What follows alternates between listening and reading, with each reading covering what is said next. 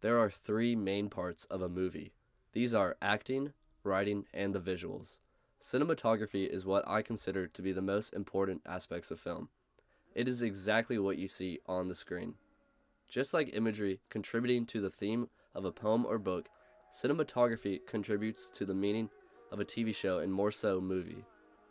It helps create the tone and the mood of a movie.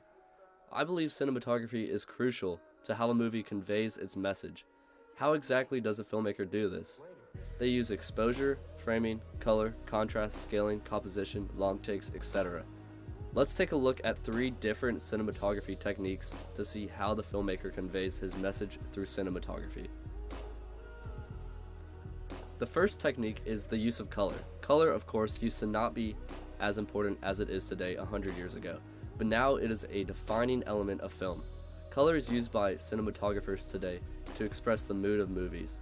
This overall mood contributes to the overall meaning of film. For example, the color red evokes strong feelings of love and anger.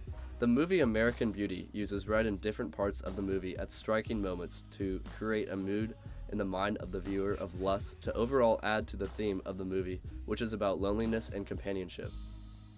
Color symbolism is present in plenty of movies where certain items or people are a standout color, but also color grading of an entire movie is used to add meaning to a work as a whole.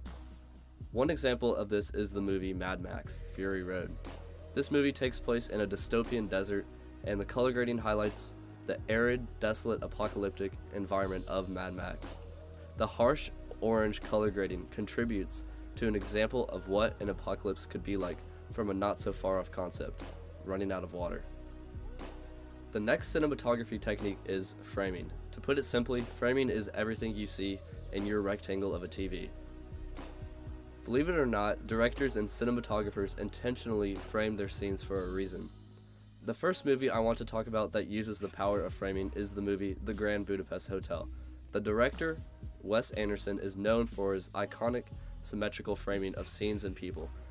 In The Grand Budapest Hotel, the entire movie is told as a storybook, but without narration.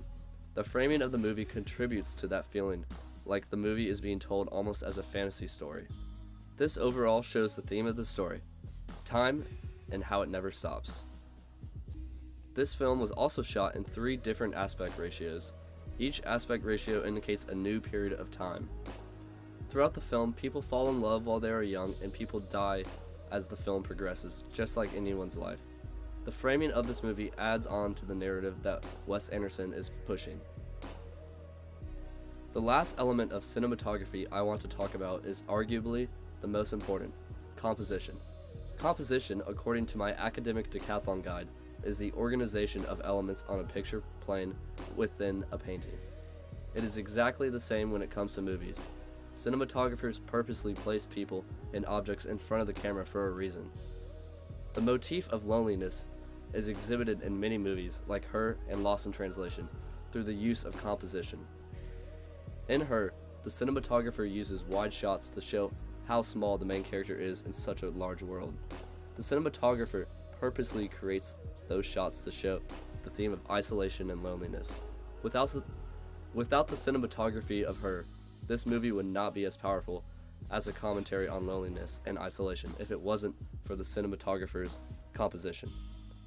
There are so many components of film that contribute to the overall meaning of a certain movie, but I believe that cinematography is criminally underrated in its performance, showing the meaning of a movie. Thank you.